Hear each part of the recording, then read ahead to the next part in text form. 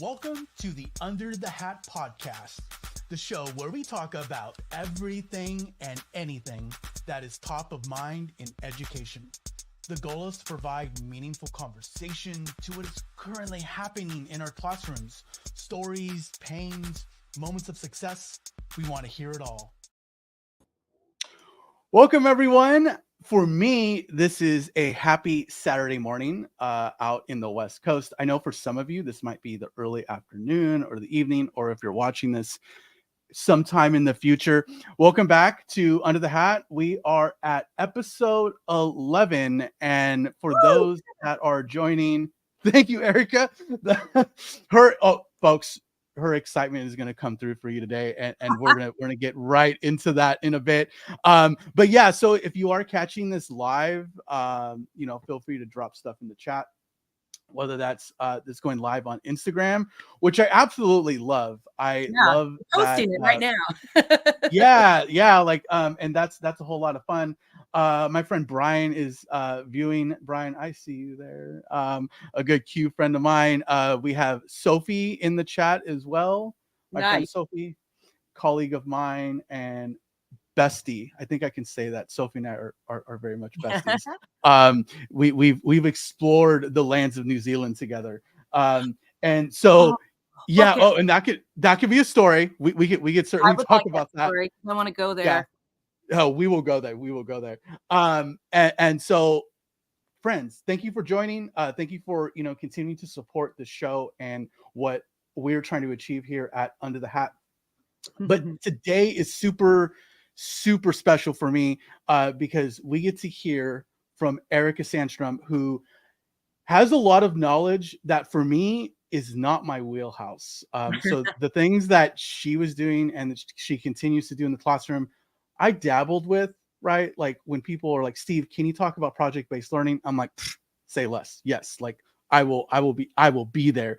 But the things that she was doing, I kind of dabbled with. And so I'm really interested to learn more with all of you in respect to the power of the green screen, how you reframe things.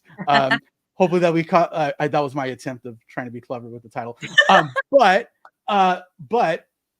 I want to get right into the conversation, Erika. And so for people that don't know you, or maybe that have seen you online, because you do have a pretty powerful presence online. Wow. Your context, like where you came from, what you're doing, how you see your work headed in the future. Give us that tea. Ooh, let's get into my vision board, right? No, well, where I came from, well, my parents, life is interesting because you never know what's going to come out of my mouth. No, I was born and raised in Connecticut, and I went to college, believe it or not, in Missouri, which is weird of all things, and moved back now I live back in Boston, and I've been teaching 33 years. And it has changed quite a bit over the years. In Missouri, I taught 3rd grade through 5th grade, and then I moved to St. Louis, taught 6th grade, all subjects, and then ended up back in New England. And it wasn't until my 7th year teaching the internet was invented. So, I still have yellow chalk underneath my nails. I was so allergic to that stuff. Nice. I'm old school. I don't know if people realize that. Well, who knows? Filters are great. But I literally have been teaching so long that I have seen the whole thing happen. And I just got fascinated, especially being a proud woman with ADHD. I think it's a gift. The computer was a place to keep things organized and that, but then just where it went. So I was always the one using the computer lab when nobody knew how to turn them on. And then the middle school grabbed me, dragged me up to Higgins Middle School in Peabody. I've been there since 2004. And my classes started off as technology, and I was a coach. And now it has morphed into digital media, which is teaching kids about all the careers in animation, music production, video production, and so on. And it is an absolute blast. And now AI is all in there. So I just get to play all day. So that's kind of where that came from. You probably want to know where Green Screen Gal came from, but I'll let you ask. That's great. It sounds like you're really in that CTE space. Yes. Of like, that career readiness. I taught in a pathway myself, like, at the school that I taught at Forensic Bio, and it does provide a really unique and cool opportunity to like open doors with what you can do with instruction, but also like community awareness too, right? Like students get blocked into their classrooms, but in that context, you're like, hey, the things we're learning, look how it applies to all these industries. So I'm sure that's a blast for you. It is, and it's funny you said that about community. And I hope my superintendent's watching because he's going to be annoyed.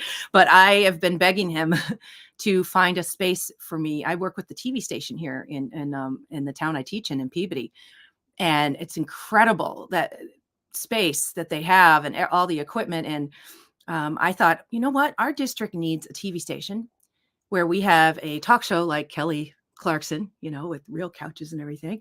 We could have a game show with MCAS questions for our state testing with kids that are obviously the hosts. We have a podcast that we're starting for the district. And I thought of it as I came up with this huge plan of all these things we could do where every single student and teacher in the district gets highlighted, whether it's a student's piece of artwork that was showed on the TV, and think about the pride they'd have for that. Wow, it's on TV.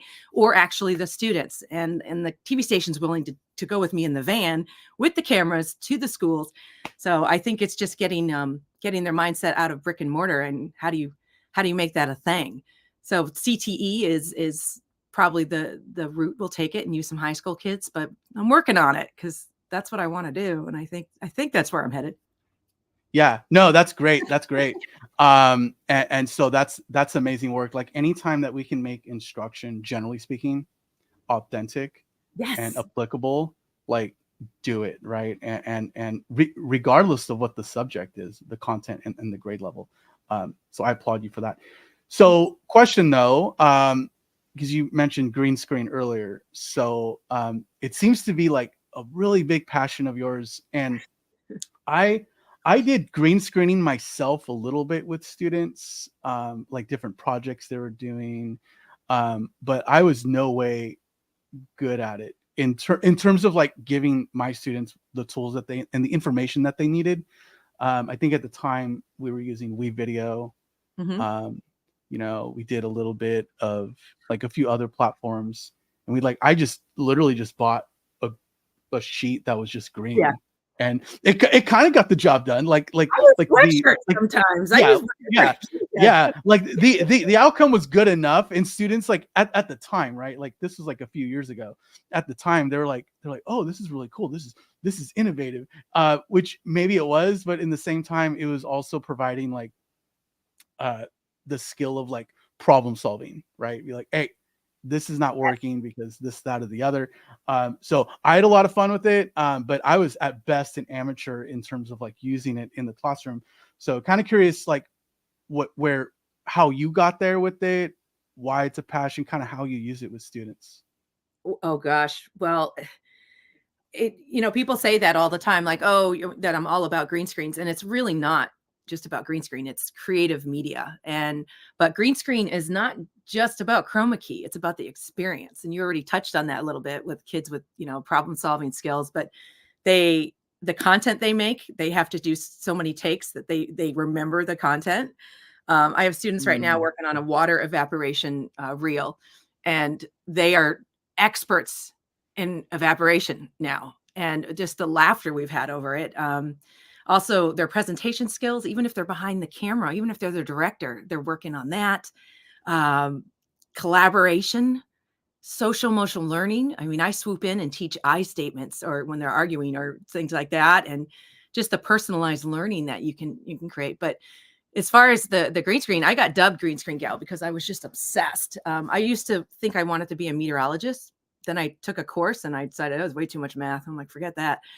But it wasn't you're in good company. You're in good company. I'm not a math person either. No, I was like, no, dude, no. And I actually have a master's in teaching math, but I don't know how that happened. But a cohort. But anyway, so what happened was I was like, you know what, Erika, you're obsessed with the green screen that they're using the maps with. And then I started using them like 2015, 2014. It was VScope. I don't know if you remember that app. And then DoWink after that. And my first green screens are so horrible. I purposely show them to people because I want them to know that, it's like any sport you play. You practice, you get better, because they're horrible. But man, did I have fun. I'm running from a dinosaur. Like the camera fell off the thing and I'll have to show it to you. But anyway, girl dubbed me green screen gal. They were calling me green screen queen and I didn't like being called queen. And then she said, no, you're green screen gal. And the website was open and all that. We tried it and now it's the thing. But yeah, I am obsessed with it. And I recently found a picture of myself at 9 years old and I'm wearing bright green. What does that tell you? I'm like, that's meant to be. But yeah. Yeah, yeah, that's great. I love what you said about like how students retain Mhm. Yes. because of the rinse repeat Yes. component of it, right? And there was a lot of different things I did in the classroom and still do with my adult learners that I kind of compare it to sports, right? Like you go out there, there's certain routines or certain things you do on a regular basis, and therefore that rinse repeat, the reps, right, is what creates strength, which creates retention. And you're right, like there's sometimes I would have students in lieu of an essay, they would create something. Sometimes they chose to do video content, whether it's a documentary or like their Mhm. own podcast, whatever it is. And it's still a lot of the same skills, right? Like it's still like you have to have some sort of an outline. You Yes. have to do the proofread in some way. You're working on it's like all the same things. But I think there is something to be said of like the repetition of it with Mhm. several takes that like they walk away from that experience and it's more than just, oh, I memorized a few things for a test, right? Like It's amazing. it's deeper. It's deeper than that, and It all is. the skills that go along with it. Yeah. It's amazing. You said that so perfectly. You should write an article on that. Yeah, and I know that a lot of teachers have the fear of, this seems hard, and there are things that are hard about it, like classroom management and things like that. You have to learn the process of video production because filming is this much. So having the kids prepare, and that's where all the skills come in too. All the preparation, by the time they get to the green screen, they're ready to do scene one, scene two, and they just bang it out. They get it all done very quickly and very confidently. But yeah, there's so many skills kids are learning. They're even learning things like when you say quiet on the set, they're learning to be Mm. self-aware of their noise level. Because I teach middle school, so but quiet on the set works better than please quiet down, or even I have a gong in my room. Every way I try to get my kids to be quiet, but I say quiet on the set, I don't know, it just works. So teachers use that. Yeah. Quiet on Yeah. the set. So so like I guess my question then is, because I can see how this is useful across like all subject areas, right? All the time. Like all of them, right? And so for me, I guess the question that I think I would have going into this is like, okay, cool. Where are the resources? Where are the scaffolds? Like, is that something that you now have? Is that something that like where did you go to kind of figure out? Because Mm, a lot of the classroom management stuff is, while some of it is similar, there's probably other things about it that are different, yeah. right? Well, So honestly, yeah, trial and error. yeah, yeah, right. And so it like where did you go for that? And then maybe are you supporting teachers in this way? Yeah, absolutely. I have a document. I'll have to get the link to you. That Okay. is 10 ways to start a green screen studio on any budget. And I just add to it all the time. And it has all the people out there in the EDU space that are really diving into this in there as well. I also learned a lot from trial and error, of course, a lot of error. But I learned a lot from Trisha Fugelstad, Fugelfund. She has amazing resources, and her classroom management was excellent because she had a classroom set of iPads. So if you are lucky enough to have iPads, or if you don't, I wrote a grant and got some iPads just because the DoWink app is so powerful. The DoWink app actually has tutorials inside their app now, and they're super supportive with teaching people the basics. And I also have some online courses I've created, and one of them is called Become a Green Screen Rock Star. It's a mini course. It's like $10, and I give it away a lot too to people because it just gets them started. But that's just with the DoWink app. But now I'm trying to create more content with CapCut and WeVideo and all these other platforms because, chroma key is starting to pop up everywhere. And it also, I get the question a lot, do you even need a green screen anymore? I say yes, absolutely, because chroma key will always be better than video background removal so far. Video background removal can be really good, but it doesn't always work. But it's not just about chroma key. It's about getting in front of the green screen, a stage. It does something to kids. It does something to the director behind the camera, who's the shy one. It does something. It's a stage and it's an experience. So I find that it's much better, even if you use remove background, to use the green screen for those reasons. And I always tell teachers, if you don't have a green screen, put up a green slide in Canva, Google Slides, whatever, on your projector, and you have a waist up green screen right there. You're ready to go. Mm, So, mm. yeah, I could babble That's on forever. amazing. Cut me off. Yeah. I think Sophie would like Oh, you to Sophie. go back to maybe restate the name of the app that you mentioned. Is it the what Wink app? I think It's that's doing. how she put it. They say it doink or doing. DOINK. They might even be here. They always come to everything I do. They're so cute. DOINK. Okay. Doink. The Doink app. I can actually put it in here. Like Do Ink. I like that. Yep. Do Ink. Yeah. And it's a $5 app. You'll never spend another penny. And it should cost more, to be honest. And it's a whole video production app. And it has things behind the hood, like animation in there. You could and almost like Photoshop with your fingertips. There's so much you can do inside that app that people don't even realize. The only thing that it doesn't have is music, and I'm begging them to put transitions in, but there's ways to make transitions in creative ways. So a lot of times I'll app smash it, but as far as chroma key, I use that in WeVideo the most for the actual chroma key, but Doink is powerful. And I have tons of tutorials and, like I said, a course and stuff on that. But yeah, CapCut's my new love, but just because it's fun to app smash with it. Hey, friends. Something that I appreciated when I was in the high school classroom. So my district had purchased WeVideo, and something that I felt was like more unique. Maybe there's other platforms that do this now, but they were I was able to build classes in WeVideo and almost like push out assignments that integrated into my LMS. And it almost felt like the best way I was able to like compare it. I'm like, this is like Google Docs for video. Yes. Because I was able to like go in and live see how they're editing a project in real time and then provide feedback. I'm like, oh, this is cool. Like, this is not to like, overly promote a tool or whatever, but that was just my experience of like instructionally speaking with that tool that I think really got it right in the sense of like what teachers would need. It's so true. That experience. Their new assignment library. I'm actually in there. I have about 8 lessons in there, and the assignment library is so perfect for people that really want to use video production in their classroom.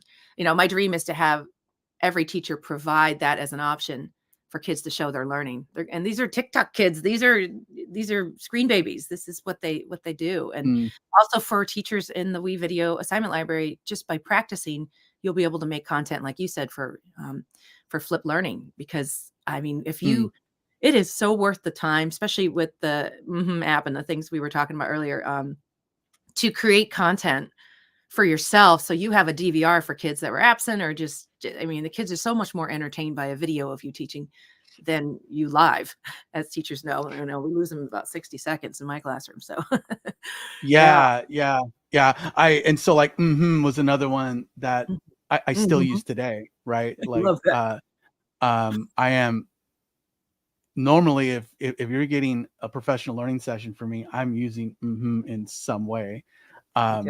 And yeah, so the flipped learning for me, like that was kind of game changing when I did start using because I was like, wait, I can find numerous ways now to engage students from like a video creation standpoint, like what you can do, transitions, and and and I know that they're adding features like all the time, like and all the I kind of time. see their growth there. Um, yeah, so I definitely appreciate that tool. And so the one thing though, and maybe you can answer this for me, is like, and maybe it's because I don't have a green screen. When you're doing like filters and stuff, normally, um, like I have the mic right here, and then my Mhm. big chair, like Yeah. things like pop up in the filter. Is that because there's a lack of a green screen, or is it Yes. something that? Okay, okay, Lighting is huge, but I mean, that is yeah, something that's why I'm not using a background right now because I have a mirror behind me that pops in. hmm Yeah, it is so much better to use the green screen when you're live and with those apps. I mean, all of them have it now. Flipgrid, all of them have these virtual backgrounds, but you pop in and out, you lose your arm, I almost said your leg. That would be weird. Why is your leg in the screen? But yeah, grab a green screen, grab a green cloth from Joann Fabrics or anywhere and hang it up behind you. I get in trouble for nailing it to the wall.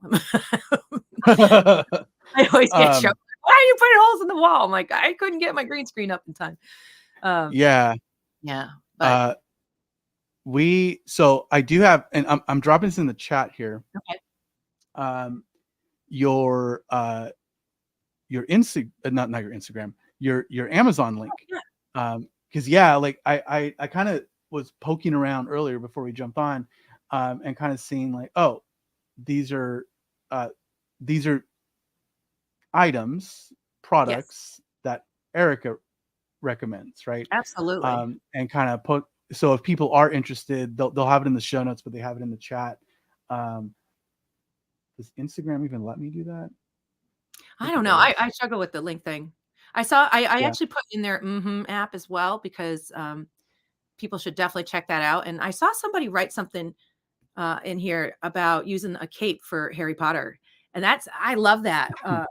I use green everything. You don't always need a green screen. I have green capes in my room, and you can put anything you want in the cape and tell your own story. I Mm. mean, anything green has been green screened in my room, whether it's a mug or a flower on my Instagram, a flower pot, or pouring smiley faces over someone's head and stuff like that. So thank you for mentioning that. It's so true. Yeah. Anything.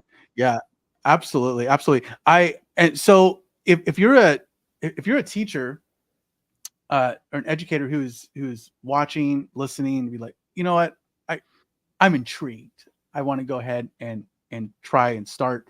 And you mentioned just going out and buying a green screen, but other than that, if they're trying to do this on a budget, like, do you have like maybe like a list of like, here are the things that you can do with perhaps the compute, like with the Chromebook that students may already have, with like maybe they don't have a budget for a mic. Like, do you have any like pro tips on how Yeah, to get started with it that are not terribly expensive or possibly I free? do. I'm actually finding this link now. There is a tiny URL to it. Let me see if I can grab that real quick because that would be the answer. And I add to it all the time, but they have mics now that clip on your what's the word I'm looking for? On that you can use with your iPhone that you just clip to your clothes, and they're really Mm. reasonable. As far as a green screen, you can even just get the green. Hopefully this link works. I just put it in there, bit.ly/, green screen gal advice. I hope that works. And like I said, I add to this a lot, but so you can get really cheap mics. I don't always use mics. My Mac has a great microphone in it, but if you do have them, they have these clip-ons, and I think if not, I'll put it on my Amazon list. Also for green floor, I always use the mats I put in there on that list that you connect. The only time they don't work well is when you're doing a lot of jumping and stuff like we do.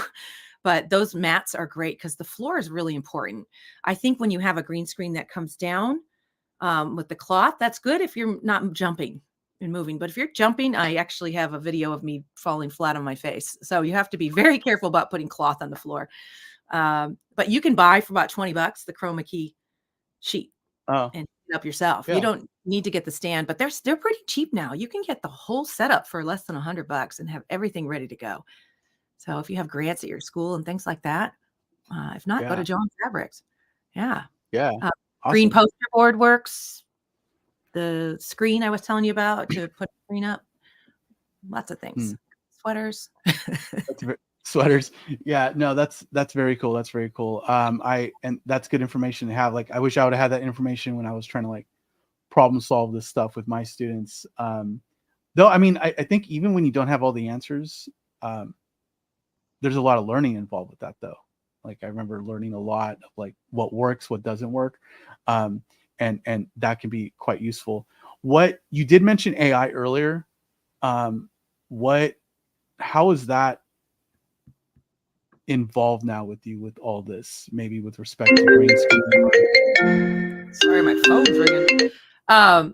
Okay, It's that's good. a question I've been getting a lot lately, and Yeah. um, and especially when people are like, "Well, what you don't need a green screen, you could do."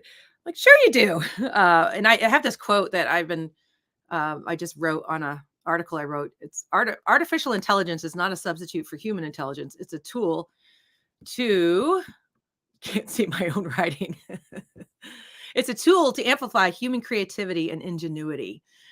So Mm, the creative piece of that is the students are creating their green screen backgrounds with AI now. Because if they want a certain thing that they have envisioned, let's create it with AI. So that's one way that we're using it. There's a lot of AI for creating videos or how to match even in Canva, how to match the music beat to your video. So mm, there's AI everywhere. We use Magic Morph and one called Typecraft for things. So it's easy to incorporate it into your green screen videos. But it's more of an app smash than anything right now. But does that make mm. sense? Yeah, yeah. It's almost like you have to do certain things outside of a video tool, I guess, and then import it. That's kind of what I'm hearing. Yeah, and all of these companies are on the cusp of, I think even WeVideo of bringing AI in. So it definitely has a space for the creative part. I mean, I new things every day. I'm like, oh, we could do that and incorporate it with our video. It's never ending. Even like something like Scribble Diffusion. I'm not even sure that website's still up, but you can draw your own background. You can tell it what you Mm, want it to be, and it's just been so fun for the kids to do that because they can make it exactly what they want. And we even with our I'm known for my breathing bubbles called #MyBreathingBubble, where the students create a breathing technique. The breathing bubble is basically 3 seconds of inhale, hold, exhale for 3, hold. So I'm teaching them about mindfulness, but we're personalizing the breathing bubbles by putting personal footage in them, like a video of your dog or a picture of a vacation you went on. But the kids are also using AI to recreate a memory of something that brought them joy, a place, an experience, or mm. anything. Could have been having ice cream with grandpa on this bench um, that they don't have footage of. And that's another way we're bringing AI in is, even for that and even our gratitude journal. It's just been really powerful way to use it with green screen. Yeah, so I have like I'm now forming more questions in my head for you now. Now that we're not, because I I guess one would be like, I remember um I got observed one year. It wasn't by like my admin, it was by, I think there was like a situation where, because my district is fairly large, and they wanted to take like a grouping of teachers and Mhm. go visit different school sites with the aim to learn, right? So it wasn't like I wasn't getting judged or anything. But I remember like there's like 5, 6, 7 people that were they were observing my class. My class was outside actually. Like, we weren't even Oh, in the wow. classroom.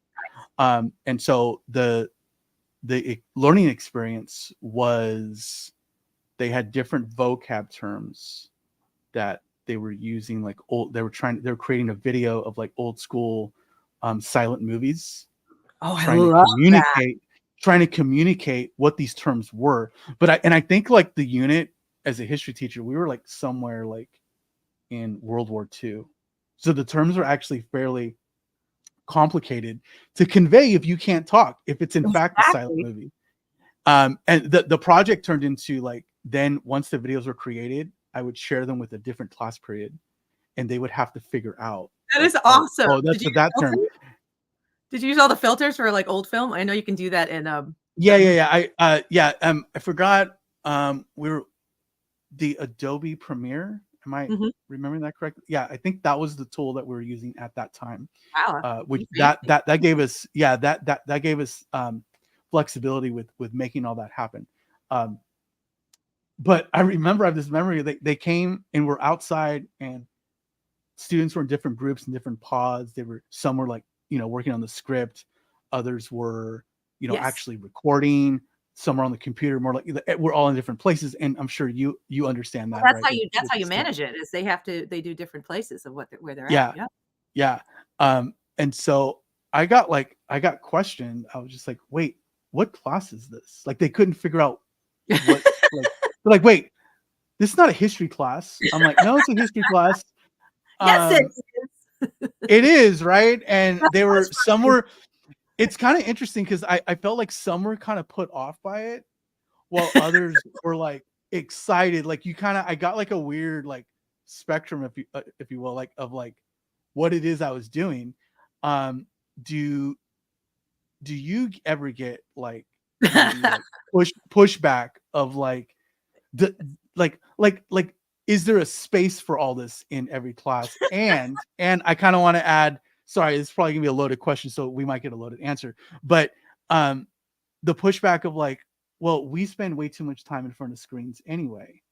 Right. And I think I know how you're going to answer that, because when you're recording, you're not in front of the screen all the time, right? It is a good way to mix it up. So I'm just kind of curious, like based off my little story here, like what kind of pushback do you get with this being in various different subjects and in various Oh my different gosh. classrooms? God, that's gonna go back into my memory bank of all the times I got pushback. Um, I always got dubbed the loud classroom, but what's so Same, great, same. my boss, Todd Busey, is incredible because he just sometimes rolls his eyes, sometimes laughs. So he's just like, oh, here she goes again. Because I will send my kids out to film. I mean, they get threatened about, being good in the hallway, but they're doing Right. weird things like jumping off the steps or sliding down the ring. I remember running from dinosaur. We get all kinds of things. And yeah, so but um, your question is great because um okay, now I just forgot what I was saying. Oh, God. No, you said pushback, but then you said, oh, about, here, remind Screen me again. time, screen Oh, time. God, Yeah. thank Like, you. Oh my yeah. God. Yeah. Yeah. I have too much screen time. Filming, like I said earlier, is this much of this, and editing is when you're on the screens. Everything else is discussion. It's circles of people talking. It's acting. It's laughing. It's, you know, bloopers, it's all these things, and it just goes on and on and on. And when they're not on the screens that much, except when they're editing the video, or and there's a lot of discussion going on there, and so it's not screen time. I think when I do a true video production process, there's not a lot of screen time. And I even have them practice before they go on the green screen, so they're practicing before they even film. um yeah, but pushback is fun, but I also have to explain to people, when they look at my Instagram, they're like, "How is this educational?" Here's my way to stick up for myself. I have the kids do these crazy things like run from dinosaurs, jump from the sky like a superhero, Michael Jackson's lean dance scene, because if you want them to create a video in science, social studies, whatever, if you just throw that at them, they'll be intimidated. They won't know where to start, how to use the tool. You want them to do this, have them learn CapCut, have them learn WeVideo, doing whatever it is, have them use Canva video, is wonderful, Adobe, to create something kind of silly like a Zach King jump cut. And let me tell Mm. you, they will know that app inside and out just from using the effects and making theirs the most dynamic jump out of a window thing. And then then you'll say, okay, now we're going to create either a stop motion animation, which is a way to get kids to memorize anything because it's so tedious, or make a video about, I have one on condensation. Then they're Mm. psyched because they're like, oh, okay, we can use that filter for this. We can use this. Okay, now we had to jump cuts. And I'm going to shout out Tony Vincent here. He's very good at teaching video production with punch in and punch out jump cuts where you Mm. yourself closer. Just so all those skills they learned from smashing a water bottle really do work when they're doing the the other one. So I hope that makes sense. But I really have a good time doing it too. Really Yeah, fun. yeah, and that's a really good answer. And I Thank you. is we all answer these kind of questions differently, right? Um, I kind of more leaned into like the planning from like a literacy standpoint, right? So like Yeah. when my students would create a podcast or like a documentary, really the entry point for that was like the storyboarding of it, Yes. which is actually not too different than It's not. outlining an essay, right? Like It's not. it's the same thing, and it's pulling the content in a way that they're trying to think critically on it and make some sort of case, answer some sort of driving question. And so like the planning for it, like students were always like, oh, I just want to start recording. I'm like, no, slow down. I Like know that's the hard part. like what are you gonna do? What are you gonna do? Like you don't even know what you're gonna say, and it's gonna be bad. Or it's if it's unplanned, right? Even Mhm. if it does turn out well, like that's not the point of why we're doing it. Right. Partially, You need right? the Partially. process. They do push You, back. It's push back. They're like, "Oh, I have an idea. I want to try it." I'm like, "Absolutely, we'll get that chance." But now, after they do go through the painstaking, well, it's not always painful, but the planning and the practicing, and then they're really proud of themselves. And then they thank me. They're like, "Thank you. I'm glad you forced us to do that because we wouldn't have had all these fun ideas come about." Creativity takes time. So that's where yep. the ideas come. And then especially when you start to practice, and that's where, and then I can introduce what I do is little mini lessons. You know what, guys, let's add some slow motion in here because Mm. someone's laughing in slow motion with music. It's much more powerful. I have this, it's called the Sandstrom menu. I'm hoping to write a book about this or something. Um, it's a menu of creative things to add to your videos, like slow motion. Let's add some time lapse in here. Let's do some jump cuts. Let's have a human moment where we turn the music off and we say, that's kind of creepy. I don't think we should do that. And go back to the video. I got that from Kid President. 20 things everybody should watch that video. 20 things people should say more often. Is such good video production because he has all of these things in there. Most people watch the video, they see him talk about 20 things. He's voiceovers. He's standing there not talking with a voiceover pointing to something. He's doing Mm. funny things like there was screaming and he had the word on the board. So all these little things as they're making their productions, I'm like, let's throw that in here. Let's throw that in here. And then their videos are so much better. See how excited I am? Don't Yeah. ask me to talk about what you're good at. PBL, forget it. I'll stick to this. um so like the other thing too that I don't think we've touched on, which I think we 100% should, is with all of this work that you're doing is student motivation. Because to me that's an important part of why you would do this. Like why do PBL? Why do green screen? Which for me those two things went hand in hand sometimes. Mhm. But like I was reminded of this the other day. Like, so my daughter, she's in first grade, Aw, and she's in dual immersion, so she's learning the English and the Spanish like that's awesome. simultaneously. Mostly Spanish at the moment. Like it Wow. changes over time at her school. That's fun to do. But yeah, it's a lot of fun. But she really struggled this year with reading in Spanish. Like we're mostly English speaking at home. So like when she started first grade, it was a little bit more challenging, and she's gotten a lot better. But she had recently, like 2 days ago, maybe even yesterday, she had to record, her teacher had to record a video. Like it was an assessment, but it was a video of reading a book in Spanish. And sometimes it's like pulling teeth trying to get her to read. Like so her Yes. homework every night is reading 15 minutes in Spanish a night, right? That's the only homework she gets. Aw. Oh, wow. And All over my cables. um that's adorable. But when it came to this video though, she was like, no, I'm reading every night.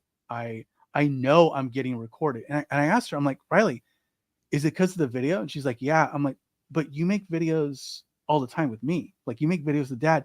And she's like, but that's different.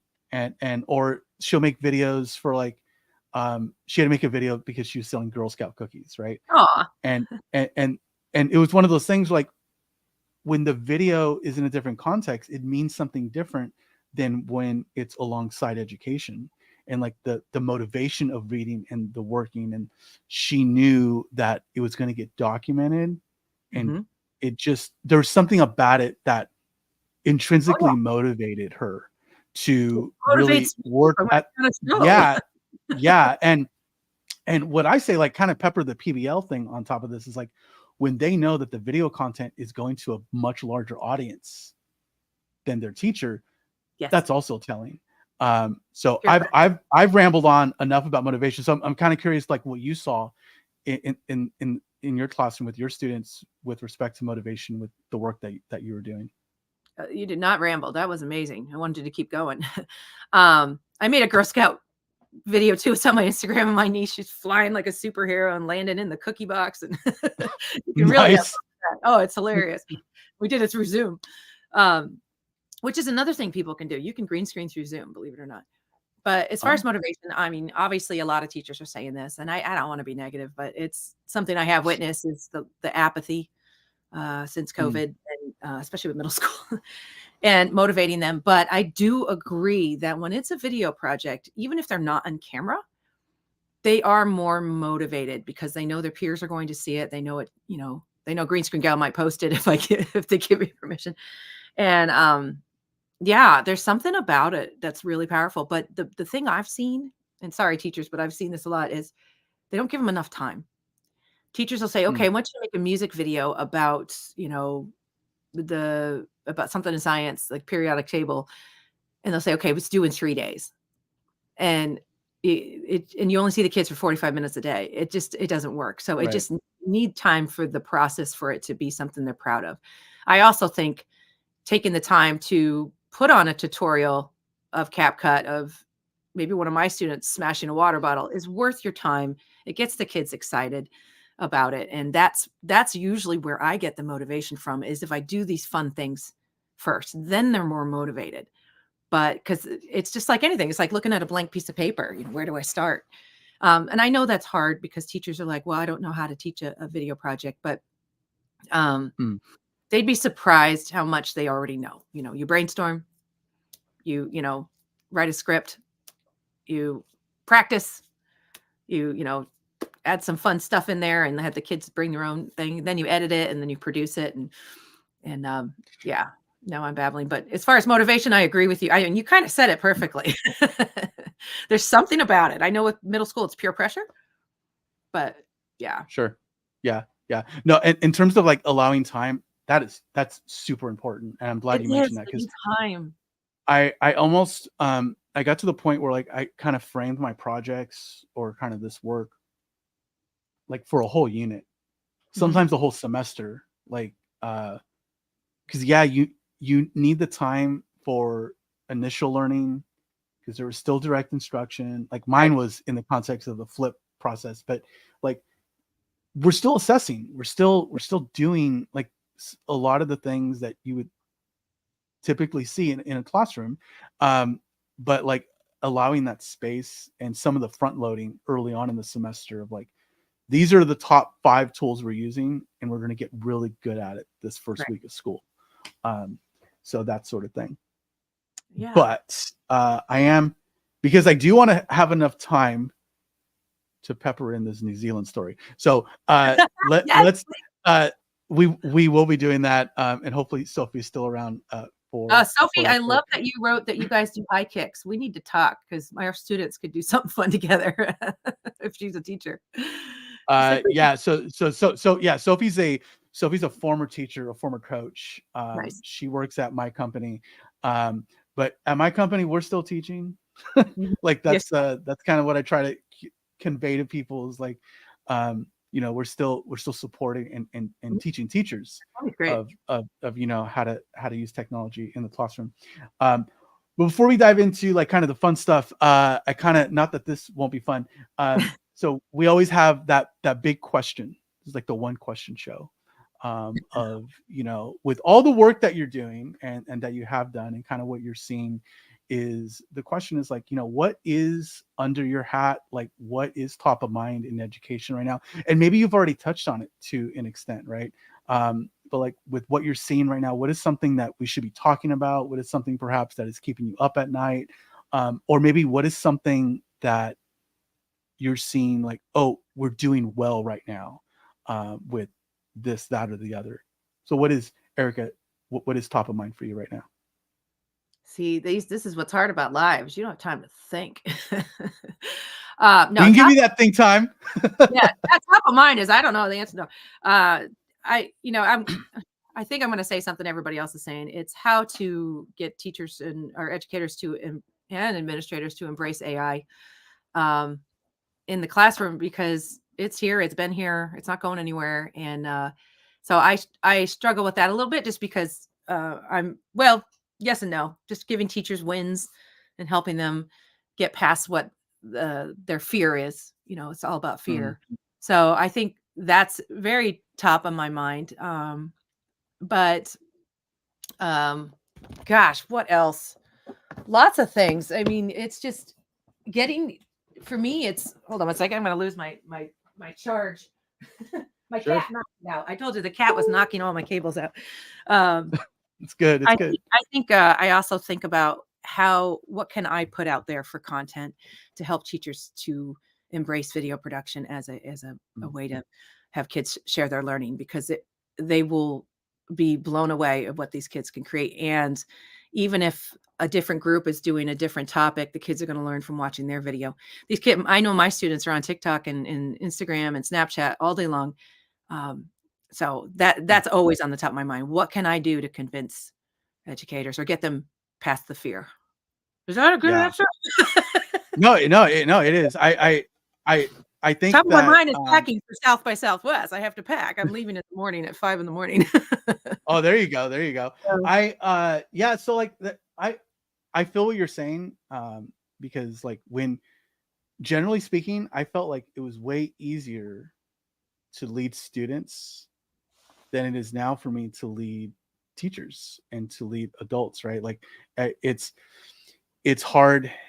It's a harder pitch in terms of like, hey, this is the value is in terms of like, teaching this way, not even teaching a certain way, but teaching, like kind of teaching, showing teachers like the various different outlets and places they can go to.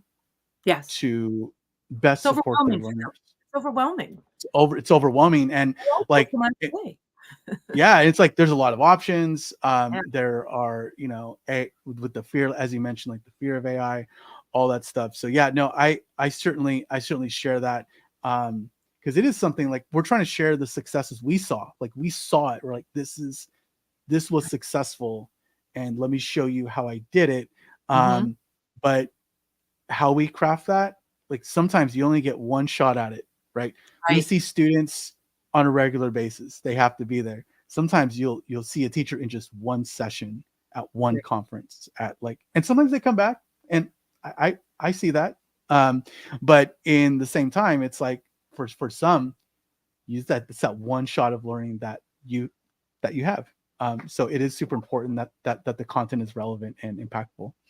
It doesn't overwhelm them. I tend to overwhelm. I get so excited, and your audience is all different levels, and so you have to give them a quick win, something that they're proud of, and it's easy, and I've learned that lesson the hard way. Yeah. Speaking of wins, so we will talk about a winning story here to wrap up this episode, because it was mentioned at the beginning. So I don't talk about my company too often here on the show. But my friend Sophie, but Sophie and I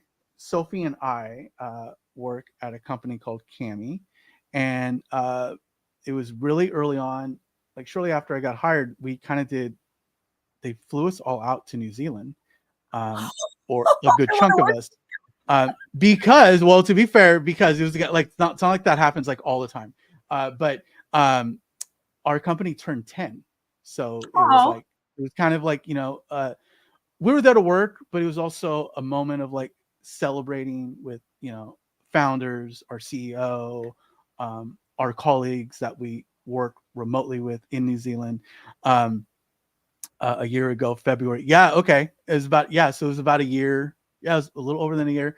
And so Sophie and I were able to. It was a few other people that went too, but Sophie and I both have common nerdy geeky interests.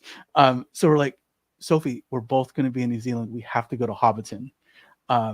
So we were able to someone else that is from there that works with us, like drove us down to Hobbiton, did a whole day of travel and like did the whole tour, which was amazing. And like that's just a memory that her and I share. And it was just it was amazing. Like you're seeing the set, right? It's outdoor. Oh, it's Obviously so like it's beautiful. on this giant piece of property. And like seeing like some of the homes, some of the sets are like, oh, I saw that in the movie. I'm here. I'm in it right now. So like that's just a memory that Sophie and I share. I love And it was that. it I was mean, super I fun. It was watched that. super I awesome. forgot which special it was. I guess one of them was a sad special about the volcano, but just watching the scenery, it's like, is this real? Is this place for real? So I'm sure that was an experience of a lifetime. I'm sure it was a flight experience of a lifetime. Are Yeah. you in the Uh, West Coast?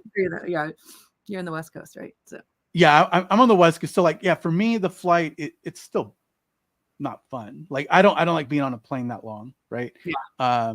But yeah, no, Sophie's right. It is a beautiful country.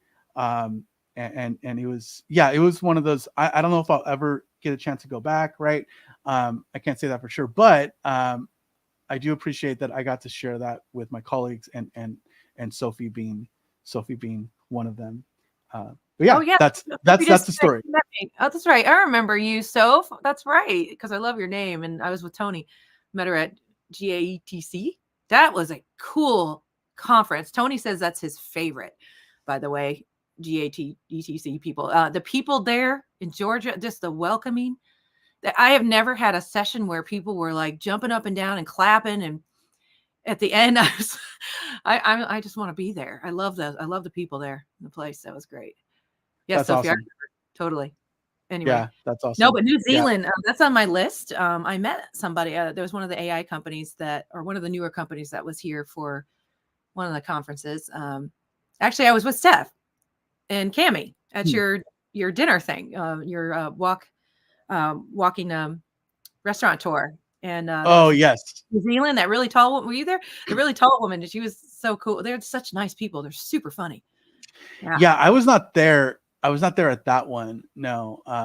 But there was plenty of chameleons there. And I Tech saw Bites. Yes. pictures of it. Thank you, Ed Sophie. Tech bites. That's yeah. So Because bad. I was having a hard time too. I was like, yeah, the Ed Tech bites, the Ed Tech bites. Yeah. They're adorable. I need to follow up with them. But New Zealand, yes, and Australia, all the people from Canva and everything. Just that's Oh the yeah. best part about doing this, isn't it, Steve? We're meeting people from all over the world and sharing our unique gifts.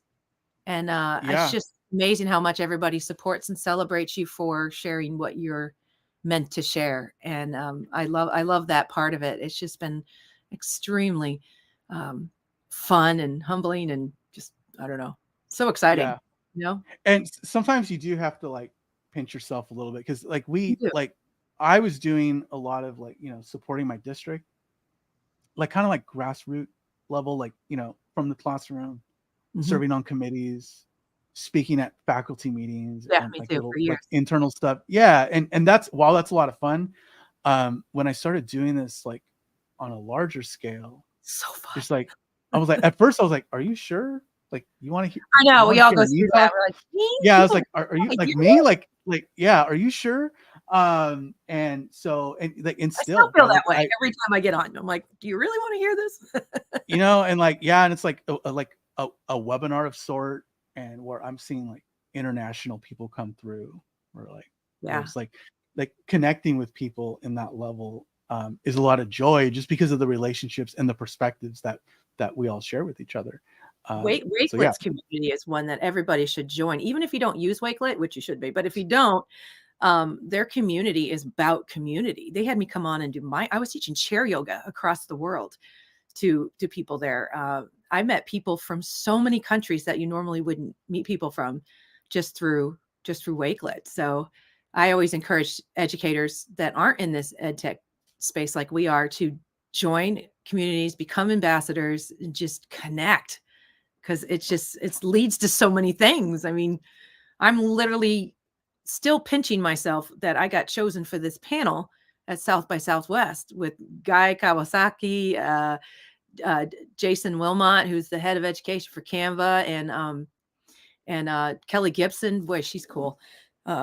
Fly out tomorrow, and I'm like, none of this would have happened. So get yourselves out there. I'm just giving a little speech here for some reason. Yeah. Well, and it's kind of scary at first, but once you start doing it, like you see the value in it. And that's really how I established that relationship with Cami, right? Like, I was going to ask you how you ended up.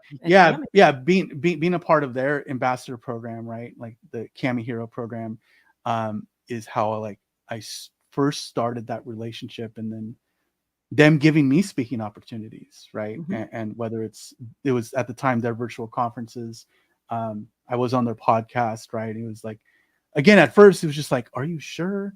But then you kind of see the value of like, whoa, I have something to share. Something to share that resonates with people, right? And that, you got to find your niche too.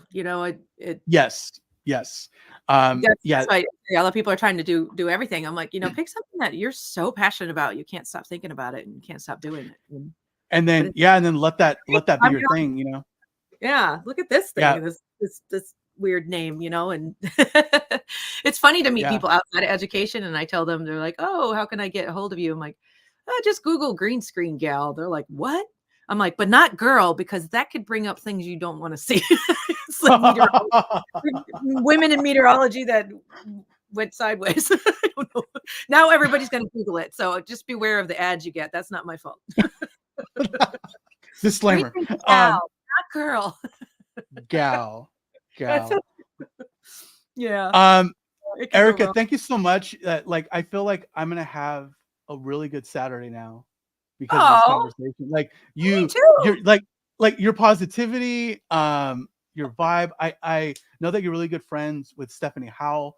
Yes. So for those that are listening, we are plotting sometime in season 2 where I can have Erika and Stephanie on. Yes. In the same episode, and so that I think that's gonna be a whole lot of fun, and so I'm super excited about planning all of that out with you, Erika. And for those that want to get a hold of you, that maybe want to have additional questions, stuff like that, I'm assuming, like you said, that the best way to search you is to just Google green screen gal. Is there anywhere else, like maybe like a social channel that works best for you?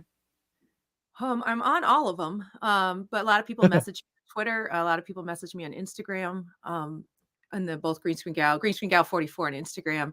I do have a website. It's mostly my summit. I did run a summit called Not Just a Green Screen Summit with 30 presenters for a couple years. It will be back, so you can go to greenscreengal.com and find me. info@greenscreengal.com. Just you'll find me. I think that's the best way. LinkedIn, it doesn't matter. I answer them. Awesome.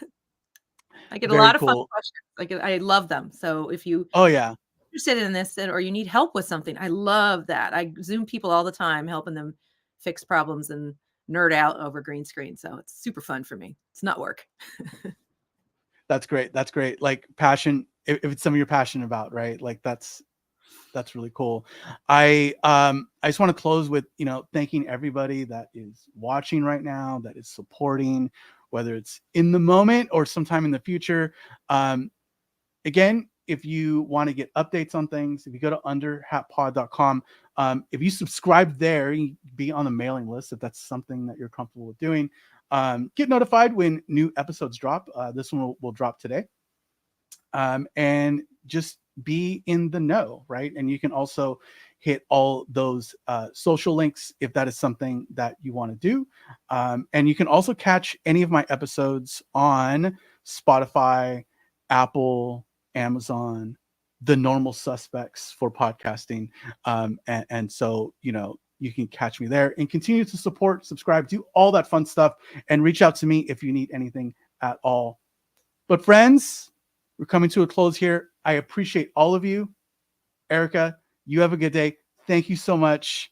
And until next time, friends, keep your hats on, but your minds open. Enjoy the rest of your Saturday. Thank you.